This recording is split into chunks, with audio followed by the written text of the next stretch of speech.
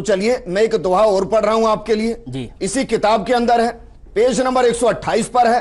मैं नहीं जानता कि कबीर साहब ने लिखा या नहीं लिखा, आप जरा बताइए लिखा या नहीं लिखा। लिखा यह गया है, 1,80,000 पीर पैगंबर और अवतारा, सो सब आही निरंजन वंशा, धन धरी धरी करे निज पिता प्रशंसा। 10 अवतार निरंजन के रे, राम कृष्ण सब माही बड़ेरे। इनसे बड़ा ज्योति निरंजन सोई, या में फेर बदल नहीं कोई।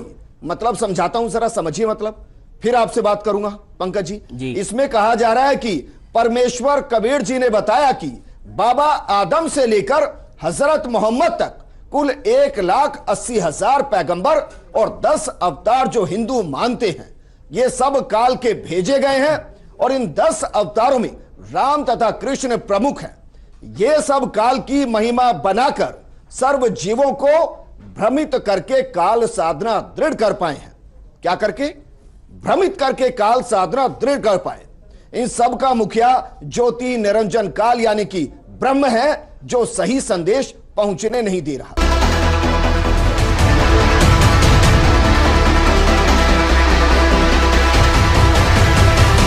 भगवान श्री कृष्ण के पैर में पद्म, एक चमकीला पदार्थ, जैसे हमारे तिल हो जाते हैं, मुछ हो जाते हैं, ऐसा उनके पैर में जन्म से ही एक पद्म था। वो रात्रि में ऐसे चमकता था जैसे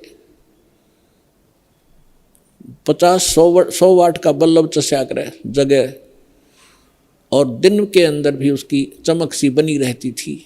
तो श्री कृष्ण जी एक वृक्ष के नीचे, सारा जब उनका नाश हो लिया, रहे खे को खुद मार कर शेष बच्चों को, और बैठ लेट गया उस वृक्ष के नीचे, पैर पे पैर रख के, पैर घुटने पर दूसरा पैर रखा हुआ था, पद्म वाला पैर ऊपर था, वो चिमक रहा था।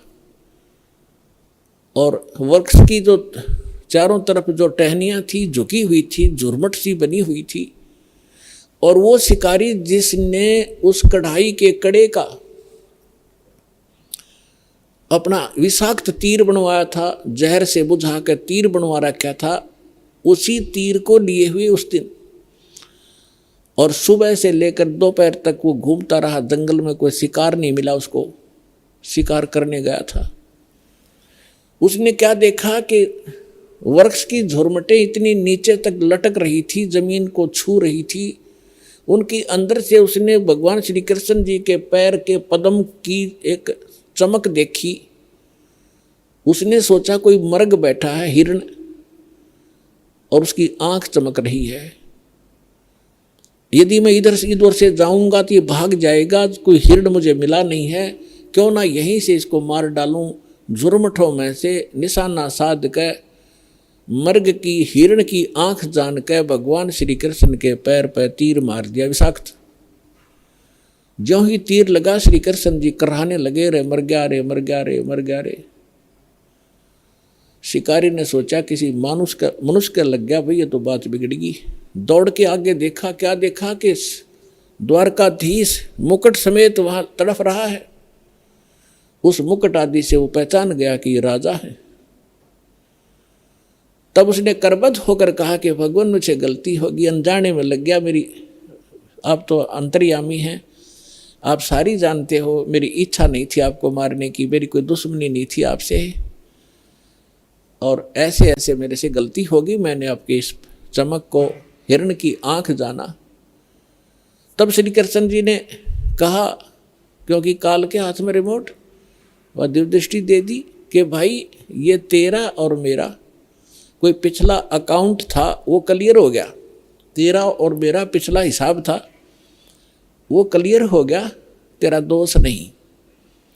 अब वो शिकारी कहने लगा, भगवान आपका और मेरा, आप राजा में रंक, आपका और मेरा क्या हिसाब हो सकता है। तब श्री कृष्ण ने कहा कि मैं श्री राम रूप में आया था राजा दशरथ के घर, और आप थे बाली सुग्रीव के भाई।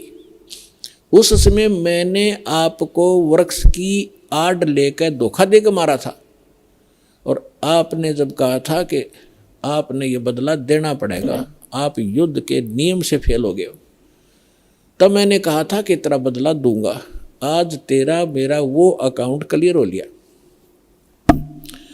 अब यहां परमात्मा कहते हैं बदला कहीं ना जात है इस तीन लोक के माही, सतगुरु मिले कबीर से फिर लेन देन कछु नाही।